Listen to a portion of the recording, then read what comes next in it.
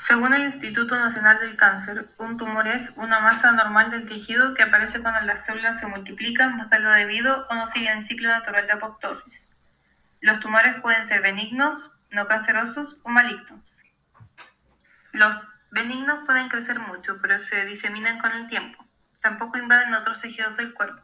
En cambio, los malignos crecen rápidamente y tienen la capacidad de invadir el resto de tejido del cuerpo. ¿Por qué ocurre? Los tumores ocurren por un desequilibrio entre factores ambientales y genéticos que afectan el proceso de división y muerte celular programada. Estos factores son genético, estilo de vida, exposición a sustancias químicas, radiación, infecciones virales, exposición a rayos ultravioleta y, según Pavlov y Thompson, la formación de tumores depende de forma directa e indirecta de la reprogramación celular del metabolismo, siendo las consecuencias de mutaciones oncogénicas, reprogramando el metabolismo y creando un microambiente, que se ve manejado por señales características de esta patogenia, las cuales contribuyen al estado tumerigénico. Hay distintos tipos de cáncer.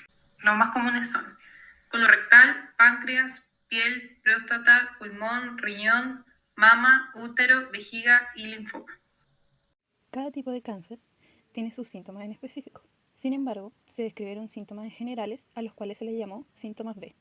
Este es un conjunto de síntomas que se presentan en el cáncer ayudando a clasificar la enfermedad en estadios clínicos. En esto está la pérdida significativa de peso de manera inexplicable. Esto es más que nada debido al metabolismo acelerado que tienen las células tumorales. Después se tiene una sudoración profusa nocturna, que es característico de algunos tipos de linfoma. Y por último se tiene la fiebre, que es intermitente y persistente, a menudo sin una infección aparente. Bases moleculares. Entre estas se describe el efecto Warburg, planteada por Otto Heinrich Warburg, químico alemán que realizó estudios sobre procesos enzimáticos que se involucran en la respiración celular, descubriendo que en células tumorales la tasa de glucólisis anaeróbica incrementa incluso en condiciones aeróbicas, consumiendo más glucosa e incrementando la producción de ácido láctico, esto siendo independiente de oxígeno. La acumulación de lactato en el microambiente tumoral le concede a las células tumorales una propiedad invasiva, esto debido a su acidificación. Esta puede inducir muerte de células sanas que no se adaptaron a la condición alta de acidez. La adquisición oportunista de nutrientes. Las células tumorales tienen la capacidad de usar una amplia variedad de fuentes para adquirir nutrientes, como la autofagia, la macropinocitosis y la endocitosis. La autofagia de estructuras y proteínas intracelulares se considera crítica para la supervivencia celular. A pesar de que el despliegue de la autofagia permite el recambio del material interno, no es capaz de aportar biomasa de proliferación celular. La mayor fuente de energía proviene de la macropinocitosis por medio de la enzima fosfatidil inositol 3-fosfato-quinasa, PI3K, que activa el movimiento de la membrana, así como el cierre del macropinosoma, manteniendo los aminoácidos en el microambiente tumoral, en especial en los mutantes oncogénicos de RAS, GTPasa, activando el complejo mTORC para la inhibición del catabolismo celular de las proteínas. Siendo las GTPasas RAC1 y fosfolipasa C que promueven el crecimiento por la macropinocitosis, capturando en el macropinosoma las proteínas extracelulares como el colágeno. La endocitosis, tanto de colesterol como del canal translocador de hierro, se promueve por la señalización aberrante de la vía RTK, PI3K, AKT del cotransportador LDL o lipoproteína de baja densidad.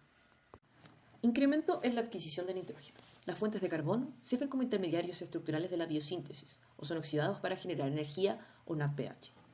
La reducción de nitrógeno para la síntesis de macromoléculas o generación de desperdicios aumenta la demanda de nitrógeno por señales de la proliferación de las células tumorales, esto por medio de la disminución de la concentración de glutamina del ambiente tumoral. La glutamina se mantiene en una alta demanda en circulación, entre 600 a 700 micromoles más que en el resto de los aminoácidos. Esta concentración disminuye en presencia de tumores sólidos, presentando diferencias entre la concentración de glutamina, tanto en el tumor como en el líquido intersticial. Solo algunos tumores presentan la misma concentración de glutamina que con el líquido intersticial. La formación de tumores se detiene con bajas concentraciones de glutamina, promoviéndose su síntesis de nuevo por los factores de transcripción c-MYC y YAP utilizando la vía glutamato-amonioliasa. Se aumenta la demanda de glutamina para mantener el flujo de electrones de la cadena transportadora de electrones. Se puede transformar, así, alfa-cetoglutarato y generar la lipogénesis de nuevo. Otras células tumorales aumentan la síntesis de pirimidina, reduciendo el flujo de aspartato del ciclo de la urea, impidiendo la regulación de arginina desde el ciclo de la urea debido a la pérdida de expresión de la enzima arginina succinato sintetasa. Múltiples factores metabólicos dentro del microambiente tumoral presentan roles claves para mantener su crecimiento, siendo la reparación del tejido un gran evento anabólico mediado por células transformadas de la masa tumoral. La actividad estromal moldea el microambiente, teniendo por objetivo la creación de más células tumorales promovidas por el fenotipo metabólico.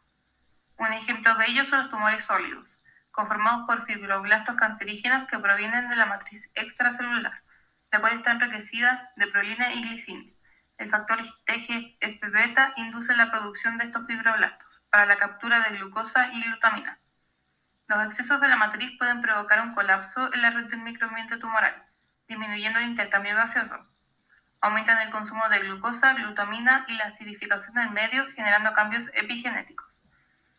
Los nichos hipóxicos ricos en lactato estimulan a macrófagos liberando el factor de crecimiento de las células endoteliales VEGF, asociándose en el microambiente. Por último, los adipocitos son capaces de promover al melanoma con ácidos grasos. El ciclo de Krebs es un proceso catabólico, en el cual los sustratos de carbono son oxidados obteniendo energía, brindando evidencia que el sustrato oxidativo que apoya la fosforilación oxidativa es el lactato, siendo en células tumorales el citrato, promoviendo la programación transcripcional lipogénica, coordinado por el factor de transcripción SRDP1, siendo clave la activación de mTOR, siendo la conversión de citrato a oxalocitato y finalmente acetil-CoA por la enzima ATP-citrato-liasa, para promover la síntesis de nuevo de los ácidos grasos por la señal de traducción de AKT1 y la enzima ácido graso sintasa. Esta está sobreregulada para la tumorogénesis. La lipogénesis tiene un alto consumo de NADH. Un ejemplo de ello es la formación de ácido palmítico, usando 14 moléculas de NADPH. Al pasar de citrato a isocitrato y finalmente a alfa-cetoglutarato por la enzima isocitrato deshidrogenasa, se promueve la lipogénesis de nuevo. La proliferación estimula la captura de glucosa, siendo solo una pequeña porción de sustrato la que ingresa a la mitocondria. La enzima piruvato deshidrogenasa se regula negativamente de forma alostérica, promoviendo el metabolismo de la glucosa hacia el lactato por la hipoxia y el factor inducido de la hipoxia, HIF1-alfa. Las células tumorales experimentan un metabolismo anabólico desregulado, que, junto a limitaciones del microambiente tumoral, expone a las células tumorales a un estrés reductivo, de altos niveles de NADH y una baja disponibilidad de oxígeno. Este exceso de NADH causa una sobrecarga en la cadena transportadora de electrones. Para evitar este estrés reductivo, las células tumorales activan vías que reducen la relación NADH-NAD+. Por otro lado, también están expuestas a un estrés oxidativo por la presencia de oxidantes como el peróxido de hidrógeno, el óxido nítrico y el oxígeno. Este estrés puede dañar macromoléculas intracelulares como lo son los lípidos, comprometiendo la integridad celular. Para contrarrestar este daño, las células dependen de una serie de mecanismos antioxidantes como el sistema de glutatión y el sistema de tiorredoxina. Por esta razón, en los tumores se encuentran alteraciones genéticas y metabólicas que facilitan estos mecanismos de protección. El estrés oxidativo no solo está relacionado con el microambiente del tumor, sino también con el proceso de metástasis, ya que a medida que las células metastásicas entran en la circulación, encuentran un entorno más oxigenado que puede aumentar aún más la carga de estrés oxidativo. Una de las adaptaciones empleadas por las células tumorales circulantes para contrarrestar el estrés se basa en la propensión de estas a agruparse creando un bolsillo hipóxico en el núcleo del grupo, el cual favorece la ruta glucolítica y desencadena la mitofagia para eliminar las mitocondrias dañadas.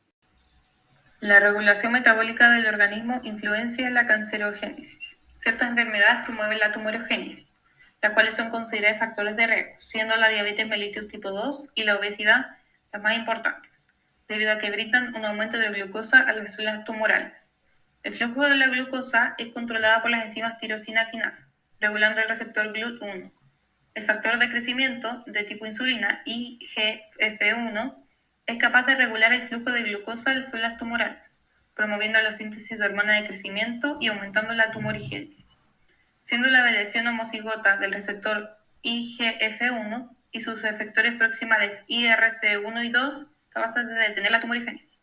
El envejecimiento también es considerado un factor de riesgo, debido al aumento progresivo del ácido metilmaloico, que fomenta el comportamiento agresivo de las células tumorales.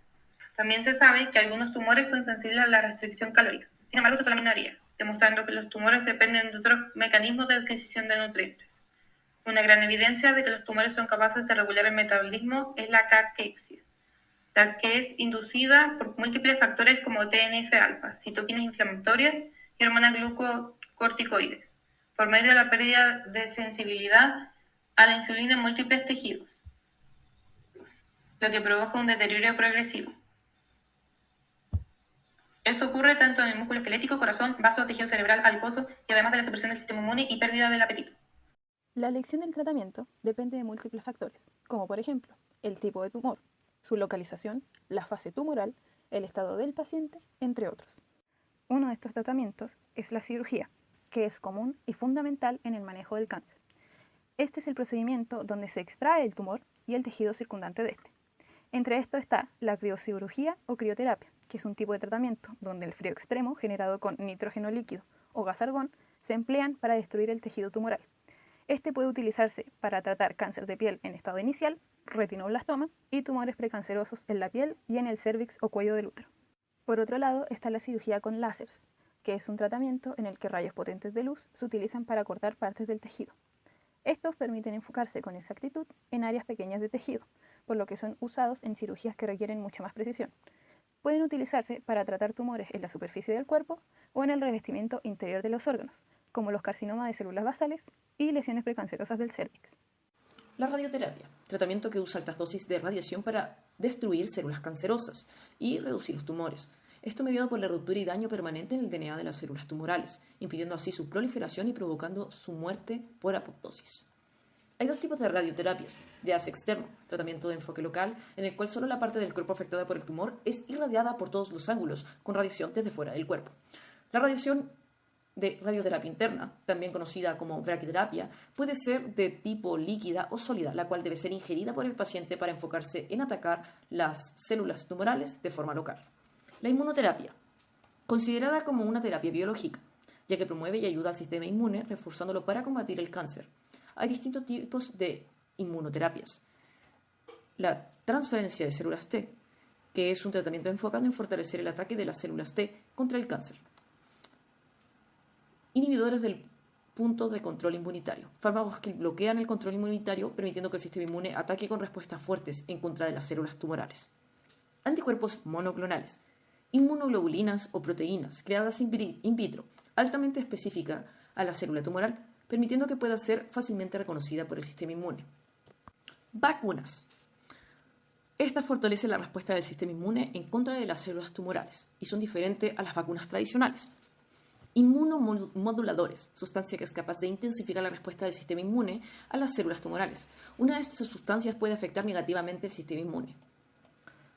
Otra terapia es la terapia dirigida, que actúa sobre las proteínas o factores de transcripción que regulan las células tumorales. Esta es altamente personalizada y depende de los factores genéticos de cada paciente. Hay dos tipos de terapias dirigidas: de medicamentos micromoleculares, los cuales son capaces de penetrar en las células con facilidad y unirse a las proteínas objetivo o dianas, y de anticuerpos monoclonales, los cuales pueden ser de tres tipos. Los primeros, que permiten la fácil identificación de las células tumorales; los segundos, que frenan su proliferación; y los terceros, capaces de transportar toxinas a las células tumorales. La terapia hormonal, conocida como terapia endocrina, se utiliza hormona para disminuir el avance o crecimiento de las células tumorales. Otro uso también es para reducir los síntomas del cáncer, especialmente en hombres con cáncer de próstata. Este tipo de terapia puede interferir con la proliferación tumoral e intervenir con otras hormonas del cuerpo. El metabolismo en células tumorales es un campo de investigación en constante evolución. Si bien se han logrado grandes avances en la comprensión de los mecanismos moleculares involucrados, aún quedan muchas preguntas por responder. La heterogeneidad de los tumores y la complicidad de las interacciones entre las células tumorales y su microambiente hacen que el desarrollo de terapias anticancerígenas basadas en el metabolismo sea un desafío. Sin embargo, el conocimiento actual sienta las bases para futuras investigaciones y promete abrir nuevos vías para el tratamiento del cáncer.